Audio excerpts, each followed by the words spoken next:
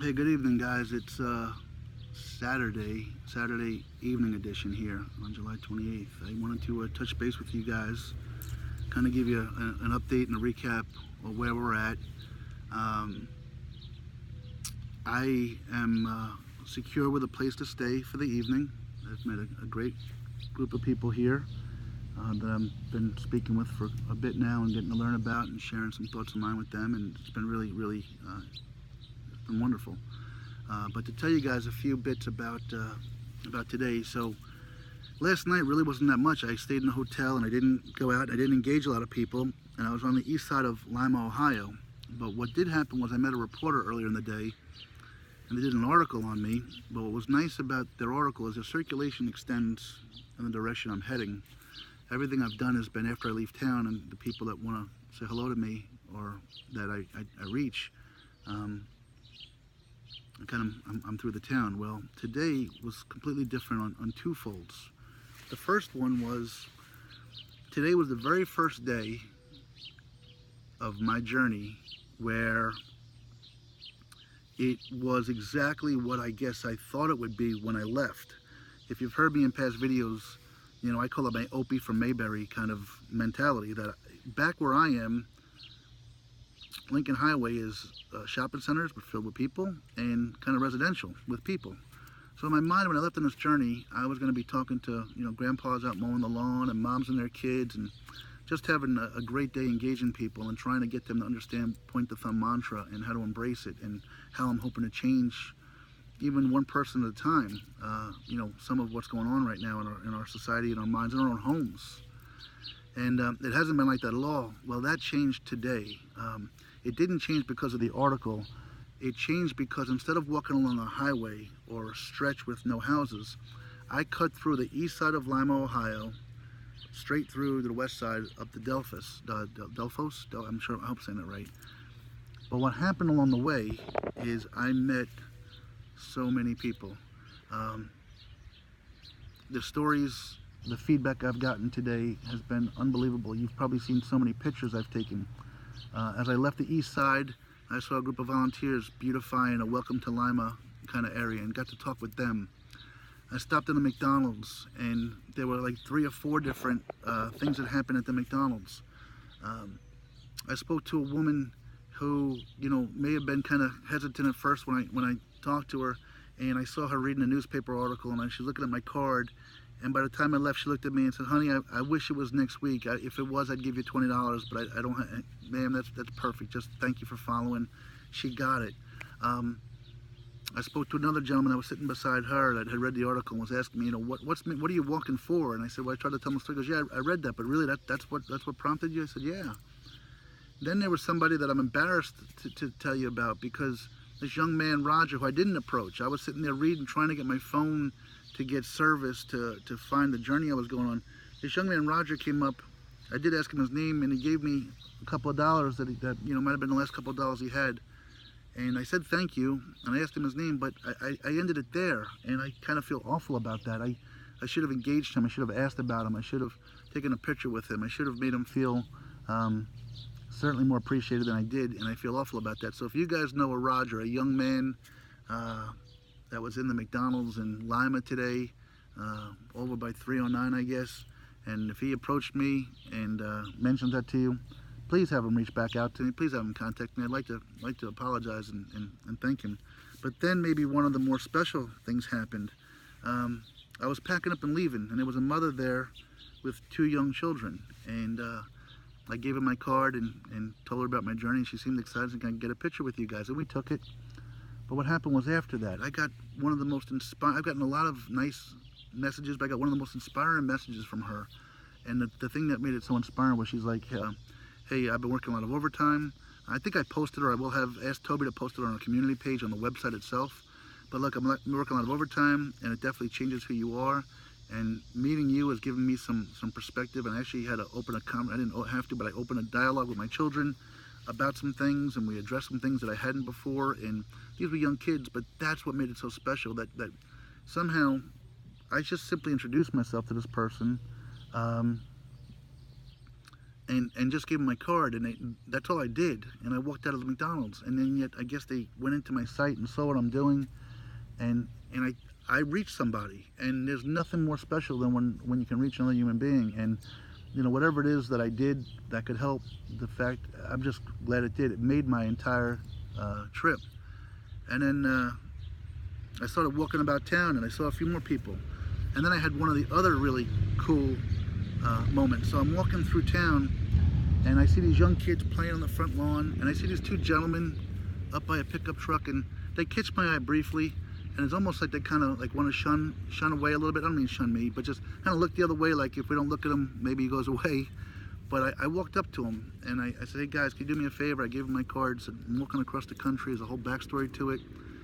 And I sat there for about 10 minutes talking with these guys, and I could have walked no more than 15 feet past them and never said a word to them, and them never say a word to me.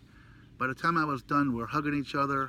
You know, they're grateful for what I'm doing. They're supportive of what I'm doing, and like I said, I was able to walk through a community and see people along the way. On the highway, I got at least a half a dozen people honking and waving, and that gets me going. The part of West Lima that I walked through was all shopping centers. I saw a group of people that were out there working on I guess kind of a job they're doing. They're doing kind of advertising liquidation sale. You know, these people drive around with their cars and stuff like that for these liquidation. And they saw me, and one of them had seen me in the paper and came up to me, and the other one hadn't seen me, and we talked about what I was doing, and just folks I got to meet. This other couple that pulled up alongside the road and got out, this older gentleman, and he got out to come seek me out and shake my hand and said, really glad what you're doing. And his wife stayed in the car, and he's the guy I made a comment about. He says something about, you like that smell, huh? You're in the country now. And I honestly thought it was me, because I smelled it. I just thought it was me. But I said, you want to take a picture? But she's got to come out of the car. So he brings his wife out of the car. And then later on, I actually did something I'll share with you. So my backpack blew a flat tire today. And so I stopped to try to fix it. And if you guys know me at all, you know I'm the least mechanical person in the world, the least. But guess what? I carry a pair of needle nose pliers, and I found a piece of wire on the ground, and I MacGyvered it, and I killed it. But while I was doing that, across the street I see some young mother with a little baby, not a little baby, a young girl, 3 or 4 years old. Her name's Aubrey. And I see them looking at me, and I wave. Maybe they saw me, I don't know, so I wave. And I said, can I come over and take a picture? She said, no, you stay there. We got to go that way anyway. So they come around, and I would get her name wrong if I try to remember right now, because it had a little funky spelling. But I met her, Aubrey, and her mom, and she said she was asking her mom why I'm doing what I'm doing, because her mom told her what I was doing. And I got to explain to her that I have a little girl, and just like her, maybe a little bit older, and because I became kind of a not nice person, that it was rubbing off on my daughter, and I didn't want that to happen, so I went on this journey. So little Aubrey took a picture with me with her mom, and I mean, I had, in fact, I can tell you, I had more dialogue today walking through Lima than I did in my entire journey, just walking and things like that. But anyway, it was a special day. So Lima will always have a special place in my heart, because it was the day that what I'm doing made so much sense. I feel like it's what I had envisioned when I wanted to do this. In addition to that, as I said this morning, I was kind of emotional with wrestling with some moments. Well, my son and my daughter called me up, and my daughter's words to me were, Daddy, where are you now? And I said, I'm in Lima, Ohio, walking towards Delphos. And she said, well, look how far you've come. You can't turn back now. You got to finish this, Dad. And as long as my kids and a few people close to me believe in what I'm doing, you know, I can lose my house, I can lose my car, I can, you know, I know that this is making a difference somehow, some way, and some of the comments I've gotten back. So then I got one more that I got back from a woman that basically said, hey, I'm sitting here reading your article in the paper, and I'm reading it out loud to my husband, and I actually had to stop in between because I'm getting welled up, and, you know, I finished it, and I'm just really, your journey's fantastic. I applaud you for it. And I responded back that it's amazing. I think I asked them to put that on the community page as well. It's amazing that I'm a nobody. I really am just a nobody. I'm just a guy from York, Pennsylvania, Manchester, Pennsylvania, that just loves his kids, and I don't know, but yet somehow there's a certain segment of our population that I'm reaching, and it's an amazing feeling. And then earlier I did a live video about a woman today that kind of had some saw things that I did differently than I saw them, and we had this dialogue, and I pointed out how she extended herself graciously to me in another way. And then I talked about how she mentioned that she was on the list of being an organ donor, and she wrote me a very lengthy response. I had thought maybe I offended her if she wasn't responding, but I think she was just typing this. But it was educational along with poignant. And so she has a website. I don't have it at my fingertips now. I'm going to talk about it tomorrow. But she has a website designed that she's on the donor waiting list for renal failure. But in it, it was pretty educational as well. For example, I guess she acknowledges that she's hanging in there. She's at 21% of function, and that the transplant folks won't even talk to you until you're below 20%. So she said, I've been at 21%, almost a year now, which is fantastic, because she's not on dialysis yet. But a lot of times they won't even look for a transplant until you're on dialysis and at 9% or below, which is crazy to think about. But she's allowed to get on the list at 25% because they know it's such a hard time to find a match. At the same time, if I was a match for her, somebody was a match for her, that match only lasts for 1 year. All the tests and all the things you do only last for 1 year, and then it would have to be done all over again. So even she is saying, I'm really just asking for people that be interested in possibly being a candidate, because even if they went through the testing now, I don't know when I'm going to fall below that threshold. I know I am at some point, but I don't know when. And that part was kind of educational to me, how this would work. I just think someone's in need of a transplant, you can give them one, it works out, and things like that.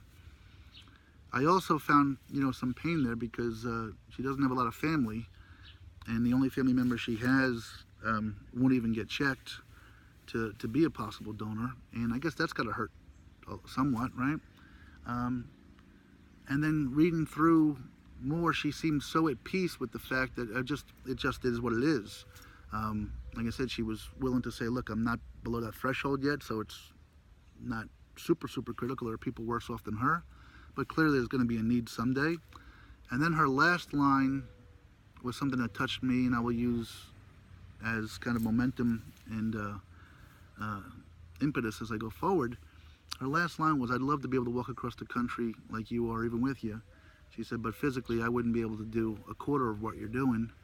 She said, so do me a favor, make sure you keep going and finish this through for those of us that can't. And that's inspirational. That inspired me. So, it's just a crazy good day. I've got a place to stay this evening. I've met a fascinating couple. Laura has a lot going on, and I'm learning about her, and she's learning about me. Her husband, Dave, has been out mowing the lawn, and it's his 50th birthday, and I feel like I'm crashing the party, but they're saying I'm not, that they've already celebrated and waiting for their kids to come home in August to really celebrate. So Dave welcomed me. I have a place for the night. Another family had reached out to me and say, hey, we're in Delphos, and if you don't have a place, let us know. So much thanks and appreciation to you for reaching out to me. I'm heading to Van Wert tomorrow, and then I'll be working my way up towards Fort Wayne by Tuesday. I've had a couple of people reach out to me about my player request for sneakers, a need for sneakers. So that's in the works as well.